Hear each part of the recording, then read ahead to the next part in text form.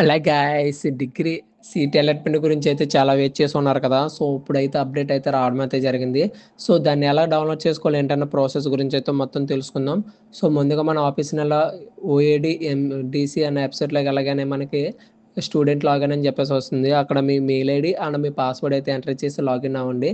First step అయితే ఇది. Second step వచ్చేసి మనకి లాగిన్ అయిన తర్వాత అప్లికేషన్ అండ్ సీట్ అలాట్మెంట్ అని చెప్పేసి ఉంటుంది. సీట్ అలాట్మెంట్ క్లిక్ చేస్తే మనకి నెక్స్ట్ ఏ కాలేజీలో సీట్ వచ్చిందో ఏంటన్నది అక్కడ చూపించడం అయితే జరుగుతుంది.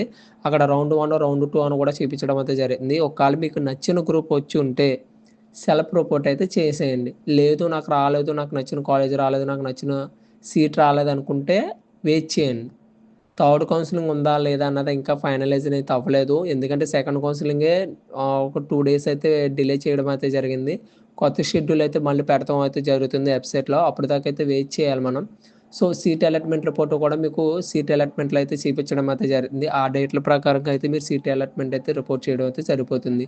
అండ్ ట్యూషన్ ఫీజ్ అయితే మీ గురించి లాస్ట్ టైం అయితే ట్యూషన్ ఫీ గురించి అయితే మొత్తం అయితే వీడియో చేయడం అయితే జరిగింది. ఆ వీడియో కూడా నేనైతే కింద డిస్క్రిప్షన్‌లో పెట్టడం అయితే జరిగింది. ఒకసారి వెళ్లి చెక్ చేయండి. అంటే సీట్ అలాట్మెంట్ రిపోర్ట్ ఎలా చేయాలి అండ్ ఒకవేళ సీట్ రాకపోతే ఏంటన్నది కూడా కొంచెం కూడా గైడెన్స్ అయితే పెట్టడం అయితే జరిగింది. ఒకసారి చెక్ చేయండి. ఇప్పుడు వరకు ఈ ఛానల్ ఎవరైనా సబ్స్క్రైబ్ చేసుకోకపోతే సబ్స్క్రైబ్ చేసుకొని బెల్ ఐకాన్ అయితే యాక్టివేషన్ చేసుకోండి. ఎందుకంటే ముందుగా అన్ని అప్డేట్స్ అయితే రావడం అయితే జరుగుతుంది. Okay. Thank you for watching.